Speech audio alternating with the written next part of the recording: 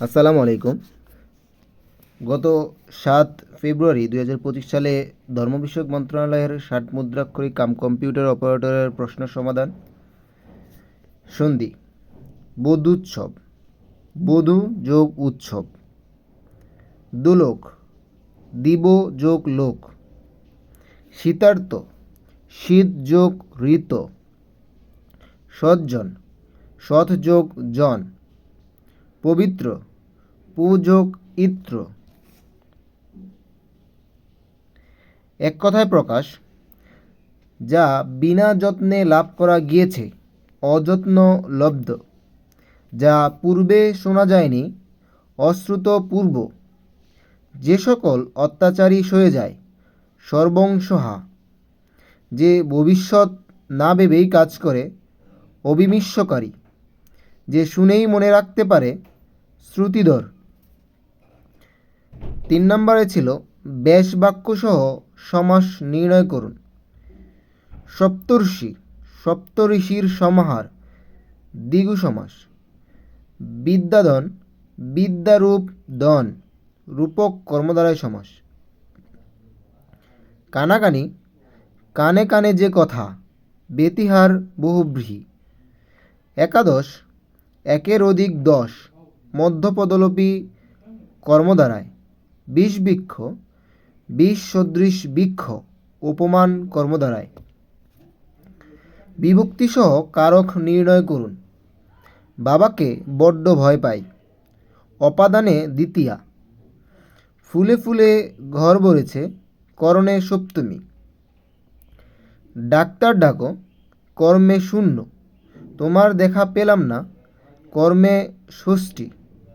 এ দেহে প্রাণ নেই, অধিকরণে সপ্তমী। 5 নম্বরে ছিল আরব বসন্ত বিষয়ে 10টি বাক্য, সেটা আপনারা জেনে নেবেন। ট্রান্সলেট ইনটু ইংলিশ: আমি চেষ্টার কোনো ত্রুটি করিনি। I left no stone unturned. সে কঠোর পরিশ্রম করতে অভ্যস্ত। He is use to doing hard work. আমার লেখার কলম নেই। I have no pen to write with. প্রায় 2 ঘন্টা ধরে বৃষ্টি হচ্ছে। It has been raining for about 2 hours.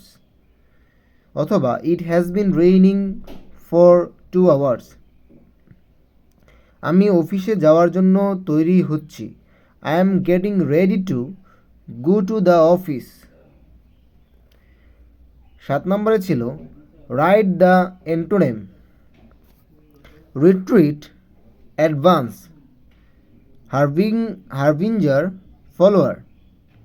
Trivial, significant. Anarchy, peace. Effective, ineffective. 8 নম্বরে ছিল fill in the gaps.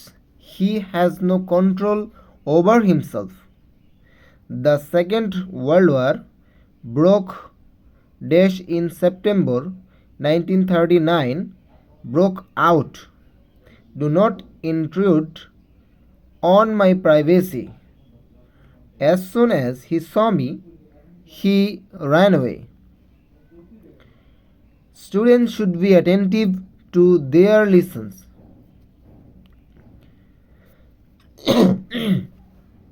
Write word meaning in English. Belated, delayed beyond the usual time. Coherent, logical and consistent. Hedge, a line of bushes or small trees planted very close together. Kinship, blood relationship. Omnipotent, having unlimited power. 10 নম্বরে ছিল write a paragraph on blue economy, সমুদ্র অর্থনীতি। 11 নম্বরে একটি অঙ্ক ছিল মুনাফা আসলের। আপনারা অঙ্কটি দেখে নেন যে 6 বছরে একই হার মুনাফায় 6 বছরে মুনাফা আসলে দ্বিগুণ হলে কত বছরে মুনাফা আসলে 3 গুণ হবে। প্রথমতে আমাদের মুনাফা আসল বের করতে হবে। মনে করি আসল 100 টাকা, তাহলে দ্বিগুণ যদি হয় তাহলে হচ্ছে 200 টাকা। যদি মুনাফা আসল থেকে মুনাফা বাদ দেই, আসল বাদে, তাহলে মুনাফা থাকে 100 টাকা। তাহলে দ্বিতীয় ক্ষেত্রে মুনাফা আসল 3 গুণ হলে 300 টাকা, মুনাফা আসল থেকে আসল বাদ দিলে থাকবে 200 টাকা। তাহলে বছরের সুদ যদি 100 টাকার সুদ যদি 6 বছর হয়, 1 টাকার সুদ হবে কম বছরে, 200 টাকার সুদ হবে বেশি বছরে। সুতরাং 12 বছর অ্যান্সার।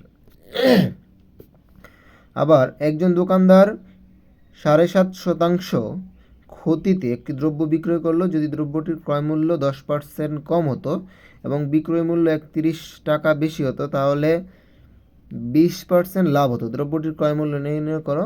এটা খুবই কমন এবং বারবার আসা একটি অঙ্ক। সেটা হচ্ছে যে আমাদের প্রথমে 20% লাভে বিক্রয় মূল্য বের করতে হবে, তারপরে 10% কমে ক্রয় মূল্য 90 টাকা। তাহলে ক্রয় মূল্য যদি 100 টাকা হয়, বিক্রয় মূল্য 120 টাকা। যদি 1 টাকা হয়, কম টাকা হবে, 90 টাকা হবে 108 টাকা। তাহলে 7.5% ক্ষতিতে বিক্রয় মূল্য হবে 185/2, আর বিক্রয় মূল্যের দুইটা পার্থক্য হবে কোনটা 108 আর হচ্ছে 185/2 থেকে। তাহলে আপনারা দেখবেন 31/2 পাবেন। বিক্রয় মূল্য 31/2 টাকা বেশি হলে ক্রয় মূল্য 100 টাকা, 1 টাকা বেশি হলে কত, 31 টাকা বেশি হলে কত। তাহলে আমাদের উত্তর হবে 200 টাকা। এরপরে আমাদের আরেকটি অঙ্ক ছিল, সেটা হচ্ছে ট্রেনের অঙ্ক। একটি ট্রেনে 254 মিটার দীর্ঘ একটি সেতুকে 20 সেকেন্ডে এবং 10 মিটার দৈর্ঘ্য একটি সেতুকে 13 সেকেন্ডে অতিক্রম করলো। ট্রেনটির দৈর্ঘ্য কত? আপনারা অঙ্কটি দেখে নেন, এখানে দেওয়া আছে। দেন হচ্ছে এই যে ওপরের অংশে দেওয়া আছে, ট্রেনটির দৈর্ঘ্য হবে 186 মিটার। সরি। লসাগু গসাগু করার জন্য আপনাকে যে রাশিগুলো দিয়েছে আপনারা একটু খেয়াল করে নেন। খুবই সহজ রাশিগুলো দিয়েছে। x² + 3x + 2। আমরা যদি ভেঙে নেই তাহলে x² + 2x + x + 2, তাহলে x কমন নিলে x + 2, 1 কমন নিলে x + 2। দ্বিতীয়টাও সেম, x² - 1² হবে x + 1 x - 1। তাহলে লসাগুর ক্ষেত্রে আমরা জানি যেটাতে মিনিমাম দুইটা আছে। দেখেন আপনারা প্রথম রাশিতে x + 2 আছে, তৃতীয় রাশিতে x + 2 আছে, দ্বিতীয় রাশিতে x - 1 আছে, তৃতীয় রাশিতে x - 1 আছে, প্রথম রাশিতে x + 1 আছে, দ্বিতীয় রাশিতে x + 1 আছে। সো অ্যান্সার হবে x + 1 × x + 2 x - 1। আচ্ছা, সাধারণ জ্ঞান অংশে আমাদের ছিল কসোভোর রাজধানীর নাম কি? কসোভোর রাজধানী প্রিস্টিনা। প্রিস্টিনাটা বারবার প্রায়ই আসে। মোট কয়টি বিষয় নোবেল দেওয়া হয়? 6টি বিষয় নোবেল দেওয়া হয়। দ্য ওয়েলথ অফ নেশন গ্রন্থটি লেখক হচ্ছে Adam Smith. Swatch of no ground হচ্ছে বঙ্গোপসাগরে। সুইডেনের মুদ্রার নাম হচ্ছে ক্রোনা। বাংলাদেশের ই-টিন চালু হয় 2013 সালে। HTTP এর পুনরূপ হচ্ছে hyper text transfer protocol. 1 terabyte সমান হচ্ছে 1024 × 1024 মেগাবাইট। কম্পিউটার মেমোরি তৈরি করা হয় কি দিয়ে? সিলিকন দিয়ে। আমরা জানি সিলিকন দিয়ে কম্পিউটার মেমোরি তৈরি করা হয়। নামহীন গোত্রহীনের লেখক হচ্ছে হাসান আজিজুল হক। ICC ট্রফিতে বাংলাদেশের ক্রিকেটের প্রথম অধিনায়ক হচ্ছে শফিকুল হক হীরা। শফিকুল হক হীরা, আপনারা মনে রাখবেন, শফিকুল হক হীরা। উড়োজাহাজের গতি নির্ণয়কারীর যন্ত্রের নাম হচ্ছে টেকোমিটার। গ্রিনপিচ কোন দেশের পরিবেশ আন্দোলনকারী গ্রুপ? নেদারল্যান্ড। বিশ্ব ব্যাংক সদর দপ্তর কোথায় অবস্থিত? Washington DC। WIPO এর পুনরূপ চেয়েছে ওয়ার্ল্ড ইন্টেলেকচুয়াল প্রপার্টি অর্গানাইজেশন। এক্ষেত্রে বলে দিই, যখন পুনরূপ লিখতে বলবে তখন প্রথম অক্ষর অবশ্যই বড় লিখতে হবে। ততে ছিল IPEC এর পুনরূপ কি? IPEC এর পুনরূপ হচ্ছে international programme on the elimination of child labour. সর্বপ্রথম এই বিজনেস শুরু করা হচ্ছে অ্যামাজন। কোন মুসলিম মনীষী সর্বপ্রথম নোবেল পুরস্কার পান? আনোয়ার সাদাত। বাংলাদেশের ইন্টারনেট চালু 1996 সালে। আবু মুসা দ্বীপ কোন সাগরে অবস্থিত? পারস্য উপসাগরে। ধন্যবাদ সকলকে। প্রতিনিয়ত এরকম আপডেট পেতে সাথে থাকুন। আসসালামু আলাইকুম।